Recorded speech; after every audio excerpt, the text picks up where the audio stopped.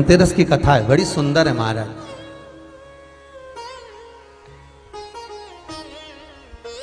विष्णु पुराण का धनतेरस की कथा बड़े भाव से कभी योग लगे तो तिलसोत जानते हो, एक बड़ा सा दिया जो इतना बड़ा होता है जिसको दिवाली पे लगा, तिलसोत। एक होता अखंड दिया, बड़ा दीप। एक होता ठप्पे का दिया, नीचे रखा हुआ दिया, मिट्टी का दिया। एक होता है डब्ल्यू जैसा दिया, एस जैसा।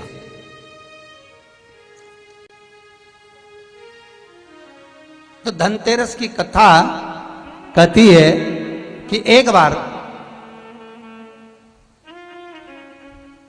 माता संतोषी भगवान गणेश जी महाराज की पुत्री माता संतोषी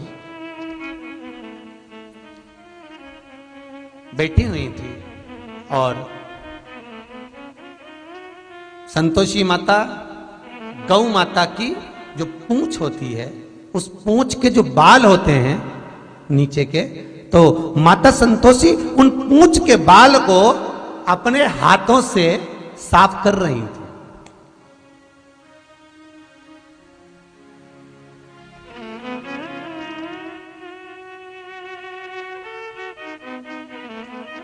नीचे का जो हिस्सा होता है, आप लोग ध्यान देंगे तो आपको मालूम पड़ेगा, जैसे पूंछ होती है तो नीचे का जो बाल होते हैं गौ माता के, उस पूंछ के बाल को मां संतोषी साफ कर रही है, उसको धो रही है, पोंछ रही है, साफ कर रही है। सुशीला गाय मां संतोषी के नजदीक में विराजमान है। मां उसकी पूंछ के बाल को साफ करती है। माता संतोषी ने सुशीला को देखा, देखकर कहा, ओ सुशीला,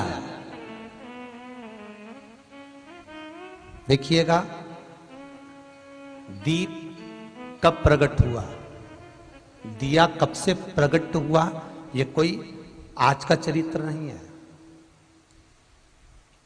संतोषी गणेश आज का चरित्र नहीं है, न त्रेता का, न द्वापर का, न कलिकाल का। सतयुग में भी, प्रबल सतयुग के अंतर्गत जब भगवान गणेश जी महाराज को पद प्राप्त हुआ और भगवान गणेश जी महाराज के मंगल विवाह के बाद में जब शुभ लाभ प्रकट हुए, उनके रक्षा सूत्र बांधने के लिए भगवान गणेश जी महाराज ने माता संतोषी को प्रकट किया। ये चरित्र उस समय का।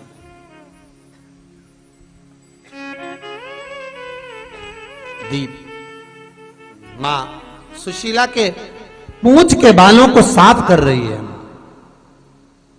और तब माता संतोषी ने सुशीला से कहा, सुशीला, जग कल्याण के लिए, जगत उद्धार के लिए मैं चाहती हूं, जैसे बहुला का पुत्र मनोरथ है, बहुला गाय का पुत्र मनोरथ, उसकी कथा कई बार आपको शिव पुराण में कही, जैसे बहुला का पुत्र मनोरथ है, मैं मनोरथ का नाम विख्यात है, मैं चाहती हूं सुशीला तू मेरे पास रहती है, तेरा पुत्र ऐसा हो जिसका नाम विख्यात हो। बाल के झड़ने पर, हाथ से पोंछने पर मां संतोषी के हाथ में एक दीप, तिलसोत जैसा दीप का भाव प्रकट हुआ, जो मां सुशीला का पुत्र कहलाया। वही दीप सम्मुख में जब लिया गया, मां सुशीला के स्तन से जो दूध जड़ा वो दीप में गिरा। दीप में गिरते गिरते दूध का जो जल था वो प्रवाहित हो गया, उससे घृत उत्पन्न हो गया और उसमें आप रूप ज्योति उत्पन्न हुई। आप रूप ज्योति उत्पन्न।